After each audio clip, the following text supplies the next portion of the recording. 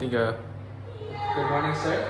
My name is Christian Aiden. I will be your doctor for today. So apparently today your son will be having circumcision procedure. So before we start, let's just for protocol. Can I have your informed consent to do the circumcision procedure on your son? Of course, yeah. Okay. Thank you so much. So now that we have the consent, we'll ask the patient to lie down in the bed, and we will do 6 steps hand washing.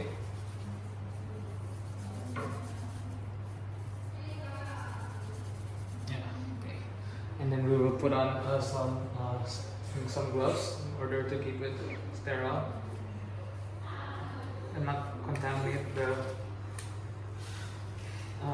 the surgical field.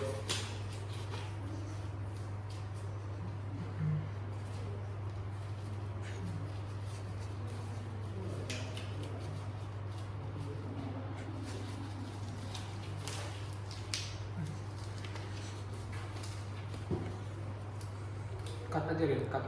Tiga. Okay, so after you put on the gloves, so the next thing you need to do is put on other surgical attire such as a surgical cap and also a mask if it's available.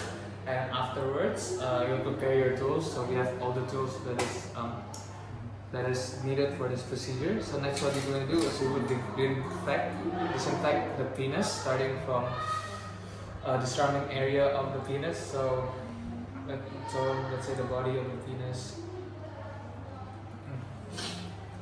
and do it on a circular motion from the inside to the outside.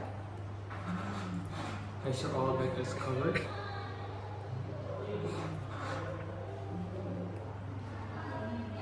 And you also like to do it to other regions around it, so all the way from the umbilicus, for example, to the femur, right and left one. Make sure a wide area is covered. And after that, you will take some sterile surgery cover, and then you will place it over the penis to minimize and narrow the field of action. And the next step, we will apply subcutaneous infiltration anesthesia or ring block. So we will use a syringe. So we'll use one hand to open it. And let's say that the syringe already has the anesthesia. So what we will do is that, so first we will do it from the top.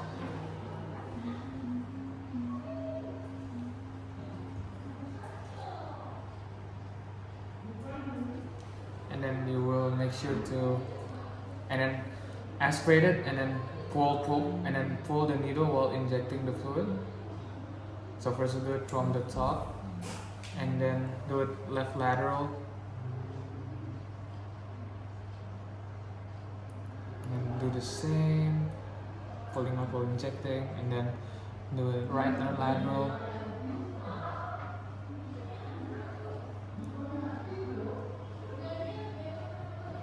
And lastly, do it ventrally to form the ring block.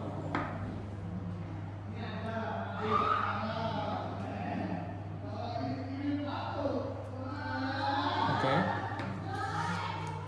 And then after you're done, obviously throw away the syringe, and then you will wait 15-20 minutes for the anesthesia to take into place, and then you can check if the local anesthesia has taken place by just holding the penis and to see, and if the patient has no reaction, the anesthesia should work. Okay, pause it. Tiga. So now that we have clamped the prepuce and the frenulum at 6, 11, and 1 o'clock, then until the prepuce is sufficiently stretched, and now we will do an incision around 12 o'clock until the sulcus.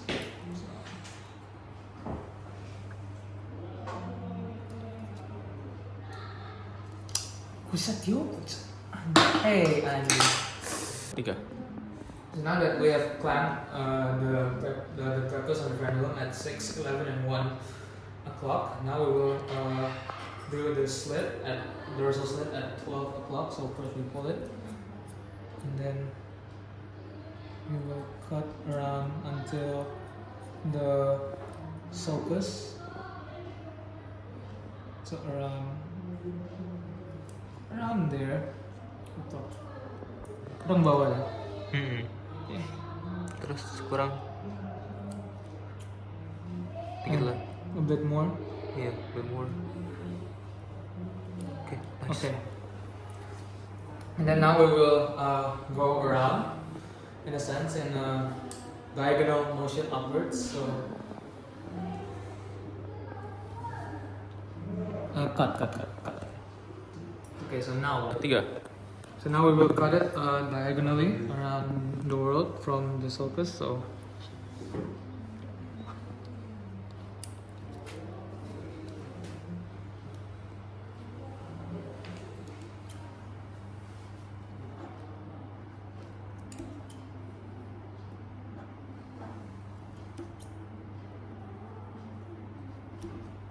until around the bottom of the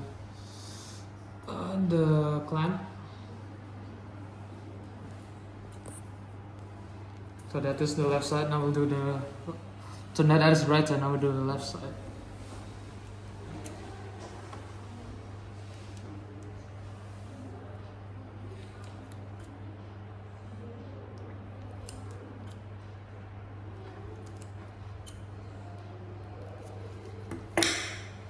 Gonna switch hands.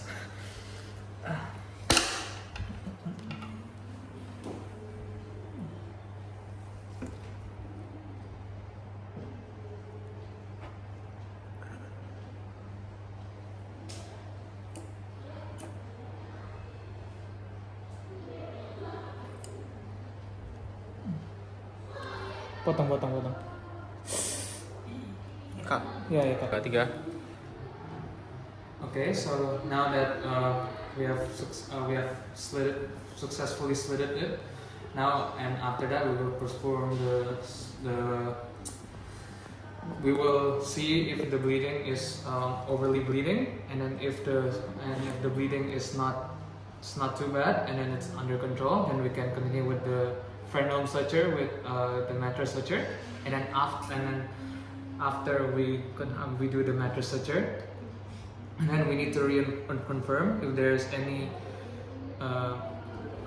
ulang. Aku salah. 3. Okay, so after we successfully slitted it, now we will confirm, and we will see if there's any form of bleeding, and then if there's no bleeding, we can continue with the frenulum suture with mattress sutures, and then after that, and then we would tie the knot at least 3 times, and then after that we will do suturing of the mucosa and the skin, and then we will knot the suture at 12, 3, and 9 o'clock with horizontal mattress suture, and then at 2, 4, 8, and 10 o'clock with simple interrupted sutures. Then after that, we will apply betadine at the edges of the wound. So we'll apply betadine here. And then after that, we will cover it in kerosene gauze and plaster. So we will plaster it. Let's pretend there's a plaster.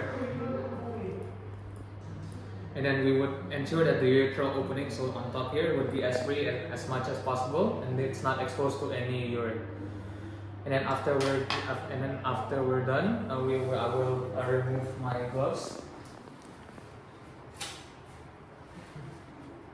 and then dispose it in the, let's say, in the trash bin.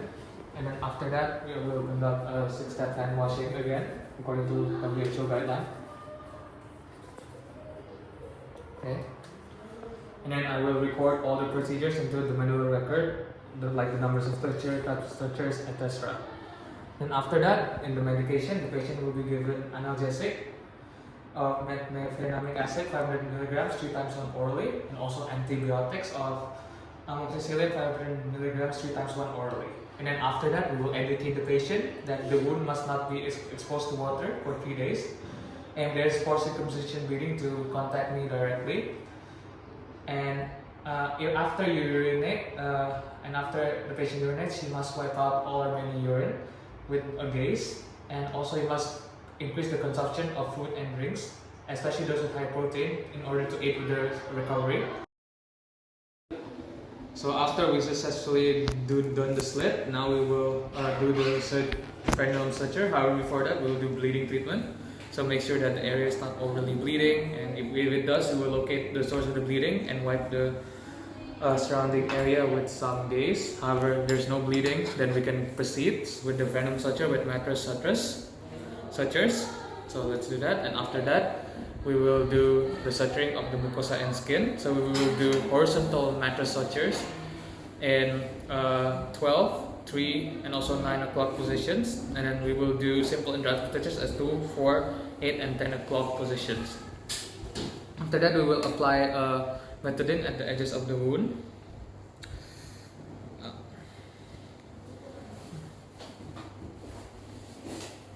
And then after that, we will cover the area with paraffin gauze and plaster. That's pretend we have some. And then we will ensure that the urethral opening is free and as much as possible, and it wouldn't be exposed to urine.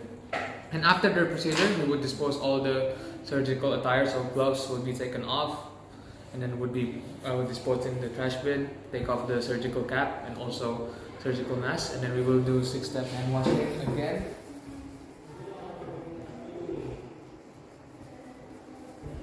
And then we will record all procedures into a medical record, numbers of sutures, type of sutures, etc.